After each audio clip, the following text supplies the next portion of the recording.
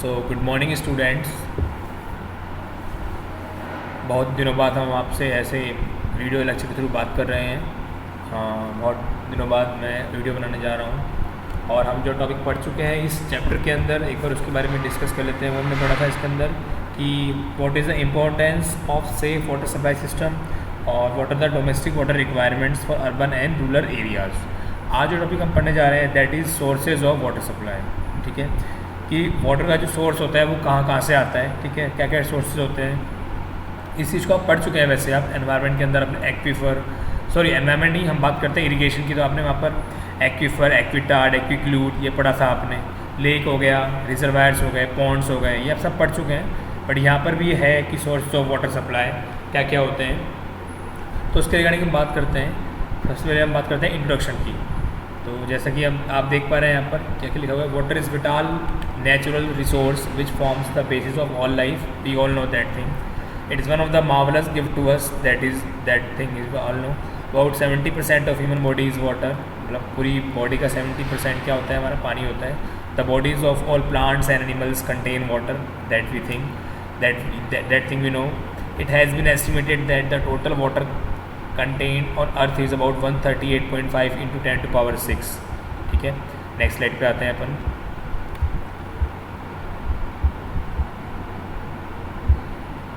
Next about water, so 97% of the water on the earth is salt water.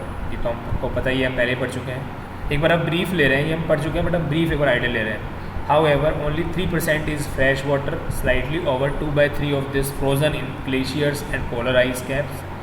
The remaining unfrozen fresh water is found mainly as groundwater, with only a small fraction present above ground or in the air, that we know in the form of moisture. On the surface of Earth, 71% is covered by seas and oceans, and remaining 29% is occupied by land. मतलब surface की बात करें तो 71% जो पानी है वो सी और ओशन की तरह कवर किया गया है, बाकी जो रिमेनिंग 29% है वो लैंड के द्वारा कवर किया गया है। Fresh water is a renewable resource, that we no.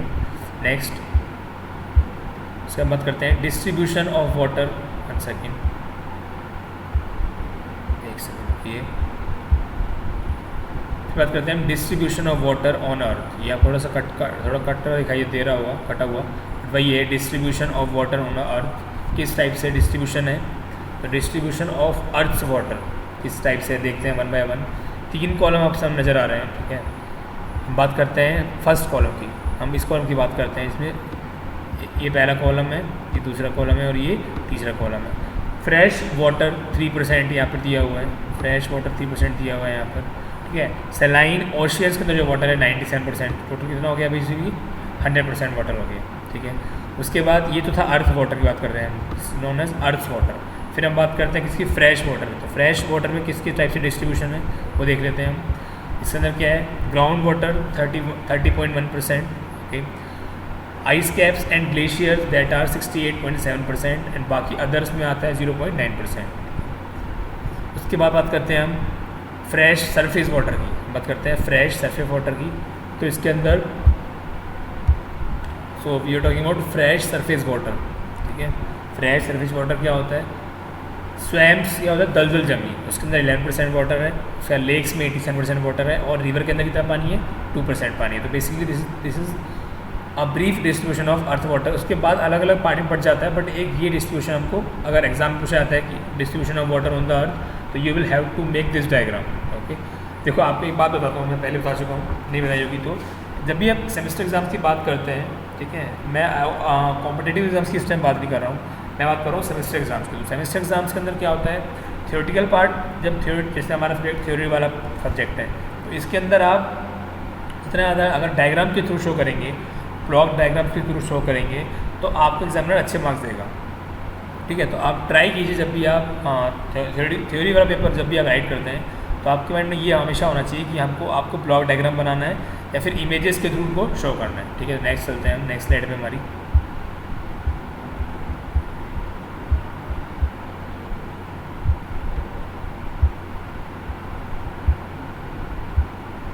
So next is what, sources of water. Next is what, sources of water. इसमें क्या क्या होता है देखते हैं। देखो सोर्सेज ऑफ वाटर के अंदर दो टाइप के सोर्स होते हैं, surface water and ground water, ठीक है। अब सरफेस वाटर को ही हमने आगे अलग अलग उसमें डिवाइड किया हुआ है, दैट इज़ लेक्स हो गया, ponds, streams, rivers and storage reservoir. और ग्राउंड वाटर के अंदर भी हमने अलग अलग डिवाइड किया हुआ है, जैसे open wells, tube wells, artesian wells, spring और इन्फिल्ट्रेशन, ठीक है। तो ये हम सब पढ़ चुके हैं, lakes, pond, streams, rivers, storage reservoir, ये हम पढ़ चुके हैं। लेक्स, पॉन्ड, स्ट्रीम्स, रिवर हमने एनवायरनमेंट के अंदर पढ़ा था, स्टोरेज रिजर्वायर हमने हाइड्रोलॉजी के अंदर पढ़ा था, ओपन वेल्स, ट्यूब वेल्स ये हमने इरिगेशन में पढ़ा था, आर्टिशियन वेल्स, स्प्रिंग्स, इन्फिल्ट्रेशन ये हमने एनवायरनमेंट के अंदर पढ़ा था, ठीक है। नेक्स्ट आते हैं हम नेक्स्ट स्लाइड पे, दैट इज़, तो पहले बात करते हैं हम सरफेस वाटर की। क्या होता है? Surface water is water on the surface of the planet such as in the river, lake, wetland और ओशियन। नाम से पता लग रहा है कि जो पानी सरफेस से पाया जाएगा किसी भी प्लेनेट की। तो हम बात करते हैं अर्थ की, ठीक है। तो अर्थ के ऊपर जो पानी सरफेस से पाया जाएगा वो किस में होगा? रिवर में होगा, लेक में होगा, वेटलैंड होगा, ओशियन में होगा। It can be contrasted with ground water and atmospheric water, ठीक है। तो ये है कि इसे कॉन्ट्रास्ट होगा किससे? ग्राउंड वाटर से और एटमॉस्फेरिक वाटर से। उसके बाद non saline surface water is replenished by precipitation and by recruitment from ground water, ठीक है। तो इसका मतलब क्या होता है वो देखते हैं। सो नॉन सैलिन मतलब क्या हो गया? जिसके अंदर सॉल्ट है ही नहीं। तो non saline surface water is replenished, मतलब कहाँ से आता है ये जो सरफेस वाटर होता है जो कि नॉन सैलाइन होता है वो आता है कहाँ से? प्रेसिपिटेशन से, मतलब बारिश से। अब प्रेसिपिटेशन के बहुत सारे टाइप्स होते हैं, आप पढ़ चुके हैं इरिगेशन के अंदर। रेन होती है, स्लीट होता है, ग्लेज होती है, ठीक है, हेल्स होते हैं। तो ये कहाँ से आता है? ये प्रेसिपिटेशन से आता है and by the recruitment from ground water. और कहाँ से आता है? ग्राउंड वाटर से आता है। उसके बाद आगे देखते हैं, it is lost through evaporation. अब ये लॉस कैसे कैसे होता है इसका? तो इवेपोरेशन के थ्रू लॉस होता है, सीपेज के थ्रू लॉस होता है into the ground where it become ground water. वहाँ पे क्या बन जाता है? ग्राउंड वाटर बन जाता है, ठीक है। आगे चलते हैं। Use by plants for transpiration, extracted by mankind for agriculture, living industries और discharge to the sea where it become saline. तो मैंने क्या बताया आपको कि जो नॉन सलाइन सरफेस वाटर है वो कहाँ से आता है? प्रेसिपिटेशन से आता है। और कहाँ से आता है? ग्राउंड वाटर से आता है। और कहाँ कहाँ लॉस होता है? इट इज़ लॉस्ट कहाँ कहाँ होता है? ये इवेपोरेशन में लॉस होता है, सीपेज इनटू द ग्राउंड, और ये सीपेज के थ्रू ग्राउंड में जाता है, वहाँ पर ये ग्राउंड वाटर में की तरह बिहेव करता है, ठीक है। और यूज्ड बाय, और कहाँ पे होता है? यूज्ड बाय प्लांट्स हो गया, किसके लिए? ट्रांसपिरेशन के लिए हो गया। एक्सट्रैक्टेड बाय मैनकाइंड, और जो ह्यूमन बींग्स यूज़ करते हैं वो किस में यूज़ करते हैं? एग्रीकल्चर में यूज़ करेंगे, अपने लिविंग में यूज़ करेंगे, इंडस्ट्रीज में यूज़ करेंगे, ठीक है। और discharge to the sea where it becomes saline. और अगर ये पानी समुद्र के अंदर जा रहा है तो क्या बन जाएगा? वहाँ पर ये एज ए सलाइन वाटर की तरह बिहेव करेगा, ठीक है। नेक्स्ट पे आते हैं हम। नेक्स्ट क्या है मेरा? 1 सेकेंड वेट कीजिए। हाँ, अब बात करते हैं हम वन बाय वन। तो ये आपके सामने इमेजेस बनी है लेक की। पहली इमेज लेक की है, उसके बाद पॉन्ड्स बने हुए हैं, फिर स्ट्रीम्स बनी हुई है, और फिर क्या बनी हुई है? रिवर्स बनी हुई है।